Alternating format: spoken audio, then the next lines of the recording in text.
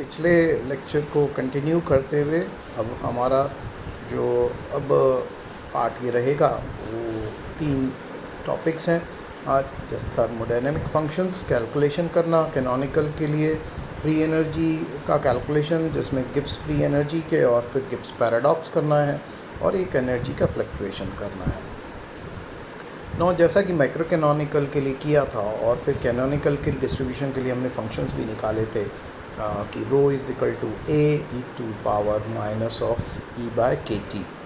सो यहाँ पे हमें जो थर्मोडायनेमिक फंक्शंस जैसे हम फ्री एनर्जी निकाल लें या हम कोई और क्वांटिटी निकाल लेते हैं एंट्रोपी, तो उनसे भी हम इन फंक्शंस को और बाकी फंक्शंस जितने भी हैं उनको कैलकुलेशन कर सकते हैं।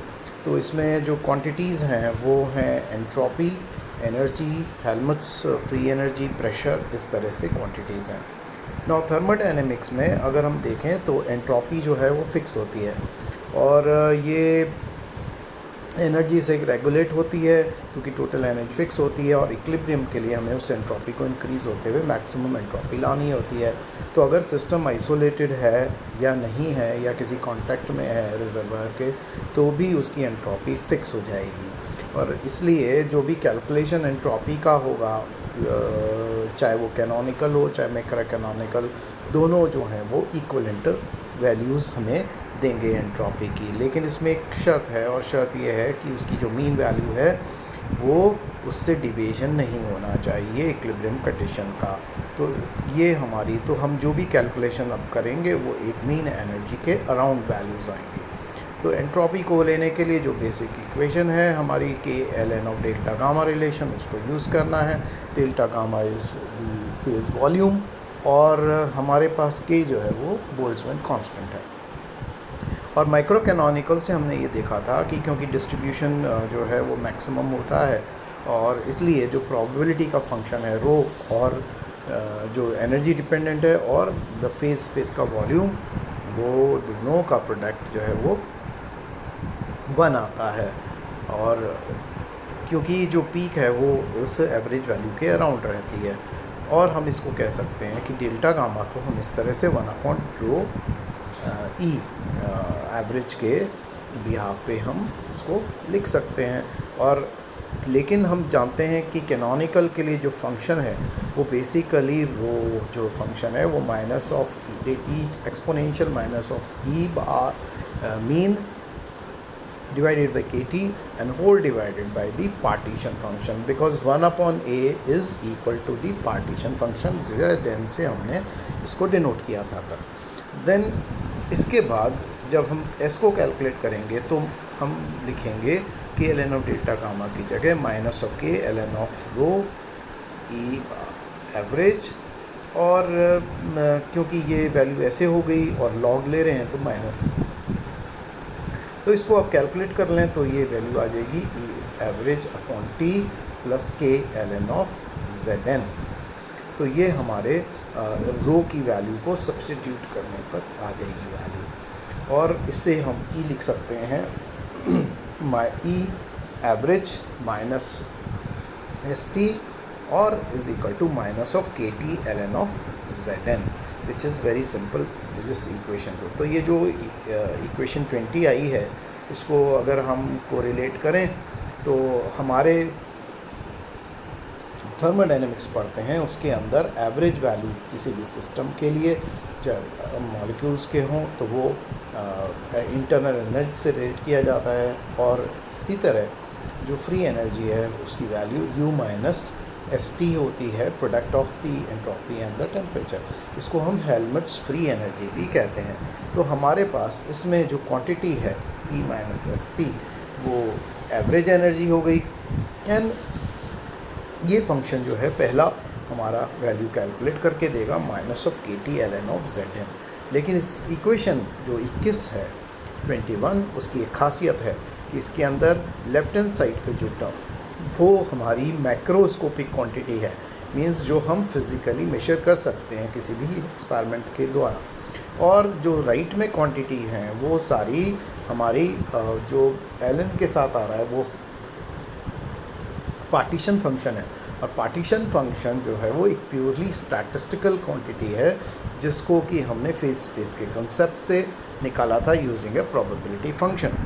तो यहाँ पे जो मैक्रो और माइक्रोस्कोपिक वर्ड दुनिया है, उनको ये जोड़ने का थर्मोडायनेमिक्स को स्टैटिस्टिकल मैकेनिक्स से एक ये बहुत ही इम्पॉर्टेंट फंक्शन है, which is the Helmholtz free energy, relating the free energy to the partition function. अब जो हमारे जो थर्मोडायनेमिक प्रॉपर्टीज़ पढ़ते आए हैं सेकेंड ईयर से, उनको अगर हम यूज़ करें तो हमारे उसके अंदर हम कुछ मैक्सवेल के संबंध भी हैं। तो प्रेशर को डिफ़ाइन किया जाता है del A by del V से, और इसके अंदर नंबर ऑफ़ पार्टिकल्स और टेम्परेचर को कांस्टेंट रखते हैं। तो इसको अगर आप del A by del V करोगे और नॉट टी को कांस्टेंट रखते हुए, तो आप पाओगे कि माइनस ऑफ के टी बहुत सिंपल है, आप उसको खुद कर सकते हैं, K T del by del V L N of Z N. इसी तरह एंट्रोपी कैलकुलेट करेंगे del A upon del T से, और यहाँ पे K del by del T T L N Z N, और यू जो है इंटरनल एनर्जी वो K T square del by del T L N of Z N.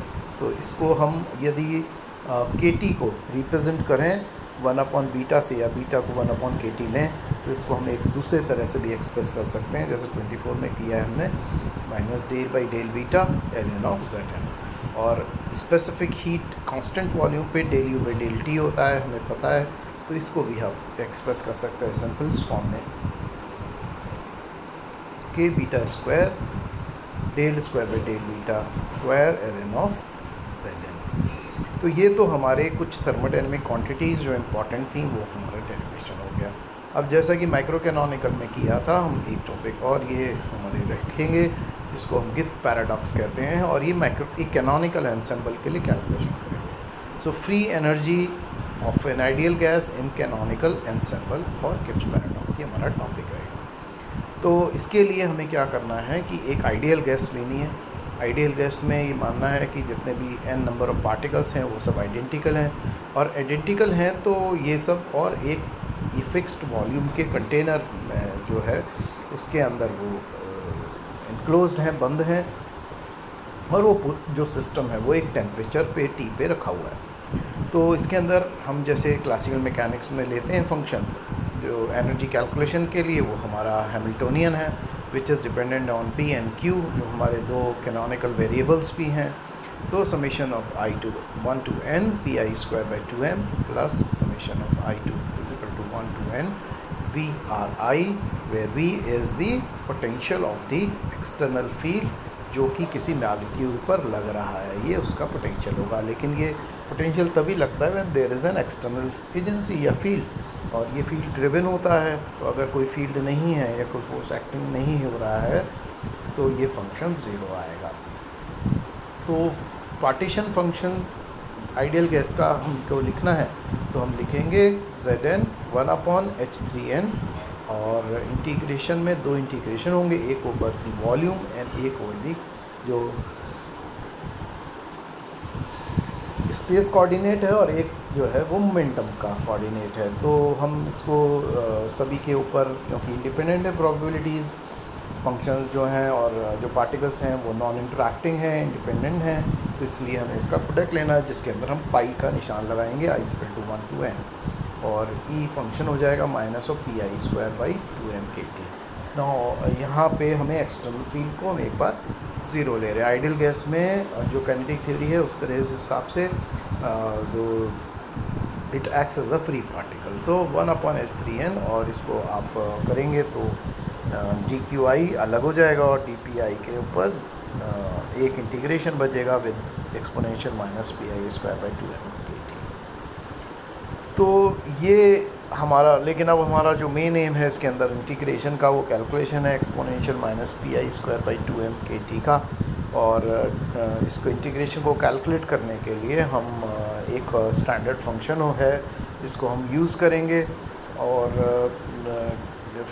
इसके अंदर पहले तो हम नंबर ऑफ़ स्टेट्स, अगर क्वांटम स्टेट्स आपको फाइंड आउट करनी आती हैं, तो किसी भी वॉल्यूम के अंदर एक स्मॉल अगर विड्थ हो तो dp, तो उसका वॉल्यूम हो जाएगा area into thickness, or thickness is dp, and the surface area is 4 pi pi square.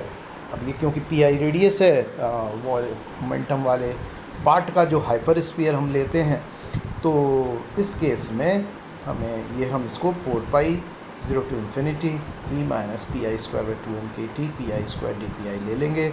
और एक स्टैंडर्ड इंटीग्रल है जो आप किसी भी मैथमेटिकल फिजिक्स की बुक से ले सकते हैं, minus infinity to infinity minus of alpha t square d t, ये under root of pi by alpha के बराबर होती है वैल्यू, और यहाँ अल्फ़ा 1/2m/kt है।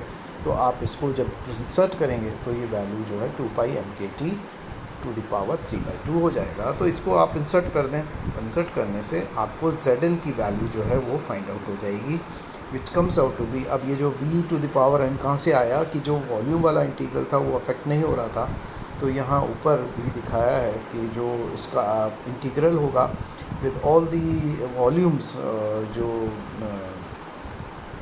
स्पेस में हैं, जो स्पेस कोऑर्डिनेट से आ रहे हैं, वो v को कॉरस्पॉन्ड करेगा ईच, एंड सिंस क्योंकि n नंबर ऑफ पार्टिकल्स हैं तो v to the power n रहेगा। और बाकी जो टर्म है अभी आई थी 2 पाई m/kt और अपॉन h स्क्वायर जो है वो हमारे 3n/2 का फैक्टर रहेगा। तो इससे हमें जो फ्री एनर्जी है वो हम कैलकुलेट कर सकते हैं minus of kt ln of Zn, and it will give us minus n/kt ln ऑफ v minus of 3/2 n/kt ln ऑफ kt माइनस 3/2 n/kt ln ऑफ 2 pi m upon h square.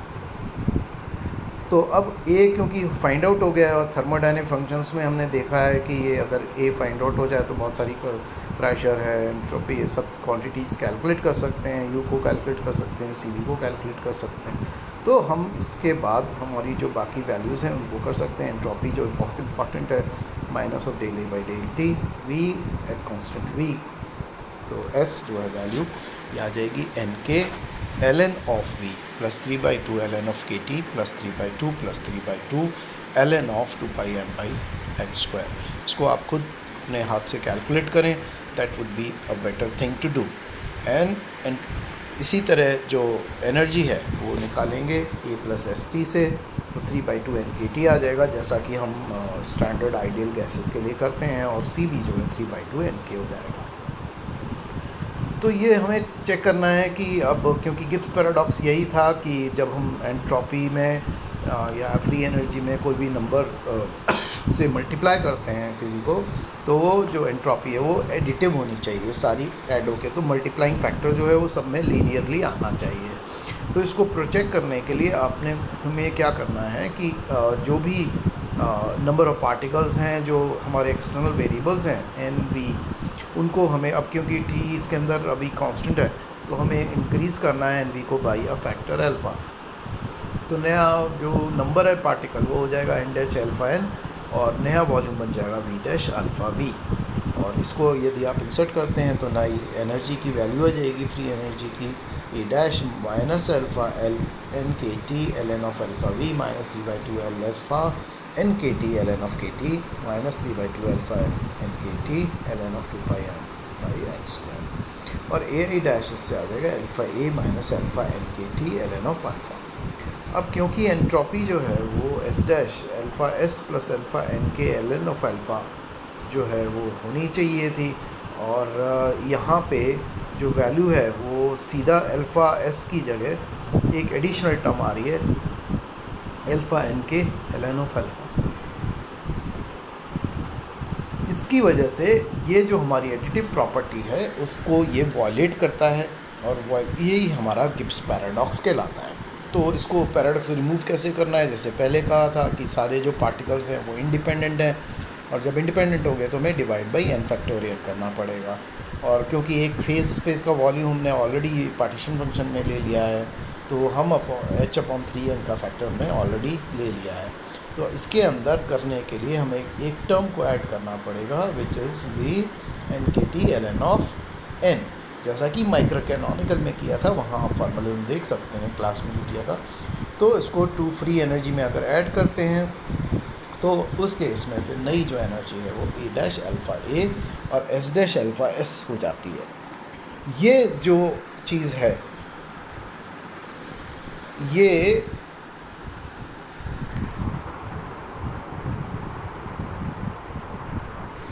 ये जो चीज़ है ये हमें लीनियर वैल्यू हमें दे देगा, और A dash is equal to alpha A और S dash is equal to alpha S.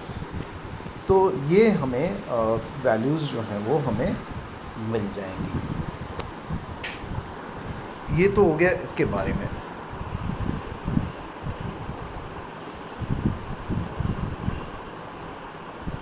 तो ये फंक्शन ऐड करने से एन के T L N of N हमें ए डैश अल्फ़ा ए और एस डैश अल्फ़ा एस मिल जाएगा, और इस तरह से हम गिब्स पैराडॉक्स को रिमूव कर सकते हैं।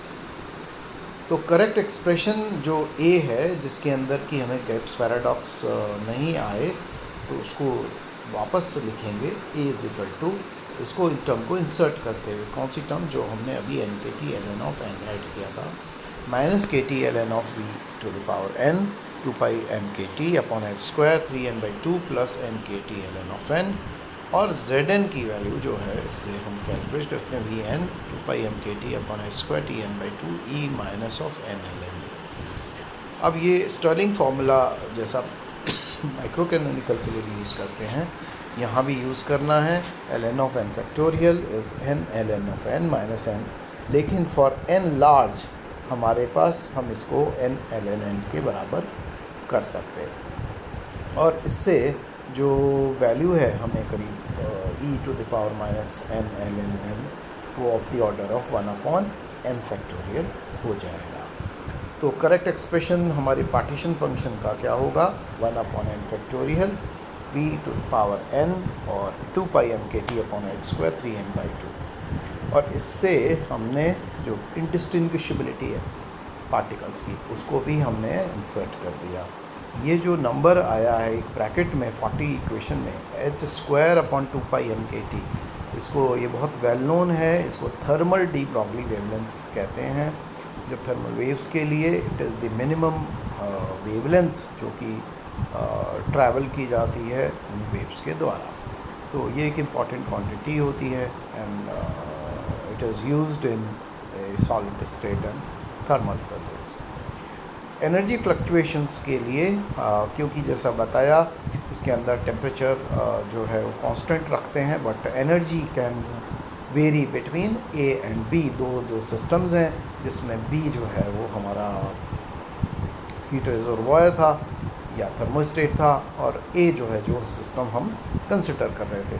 तो कैनोनिकल एंसेंबल में हमें पता है जैसे ई वेरी करेगा और माइक्रो कैनोनिकल में ई फिक्स रहेगा, लेकिन हमने ये देखा कि एंट्रोपी जो है वो वैल्यू पे कोई फ़र्क नहीं पड़ता, it gives the same expression and value. तो थर्मोडायनेमिक प्रॉपर्टीज़ जो हैं वो सेम ही रहती हैं या आइडेंटिकल रहती हैं, चाहे हम कैनोनिकल लें या चाहे माइक्रो कैनोनिकल लें। अब कैनोनिकल के लिए जब हम एवरेज एनर्जी निकालते हैं, और तो इस केस में हमने देखा था कि अगर उसकी कोई डीजनरेसी है तो एक जीवन फंक्शन को यूज़ कर लेते हैं। तो summation of N E N G N E to the power minus beta E N, beta is 1/k/T are divided by summation of N G N E minus beta E N. अब इसको solve करने के लिए कि क्या value आएगी, हमें इसे डिफ्रेंशिएट करना है विद रिस्पेक्ट टू बीटा, और ई एन और वी को कांस्टेंट रखना है। तो इससे हमें del U by del beta हो जाएगा। इसको हमें डिफ्रेंशिएट करना है, बहुत सिंपल डिफ्रेंशिएशन है, आप खुद भी कर सकते हैं। Minus of summation E N square G N E power minus beta E N upon summation of N G N E minus beta E N plus summation of एक टर्म जो E N G N E minus beta E N upon summation N G N E minus beta E N का whole square. तो ये वैसा ही term है जैसा कि हम फ्लक्चुएशंस में भी पढ़ा था। तो minus of average E square का एवरेज माइनस ई एवरेज का स्क्वायर, जिसको हम रिलेटिव फ्लक्चुएशन कहते हैं। So relative mean square fluctuation जो है एनर्जी का हो जाएगा delta E square is given by E square minus E square, लेकिन यहाँ पे ये जो एक्सप्रेशन है ये यहाँ से यूज़ करेंगे, तो this will become S minus del U by del beta. जो कि लेफ्ट हैंड साइड में है इक्वेशन 42 में। और ये क्योंकि एक्सप्रेशन हमारा इसके बराबर है वैल्यू के, तो हमें इसके अंदर K T square del U by del T लेना है। बीटा को आप 1/kt से कर दें तो डिफ्रेंसिएशन में आ जाएगा automatically. But del U by del T in thermodynamics is given as the specific heat. तो K T square C we जो है वो हमारी एवरेज एनर्जी का relative fluctuation, mean square fluctuation होगा।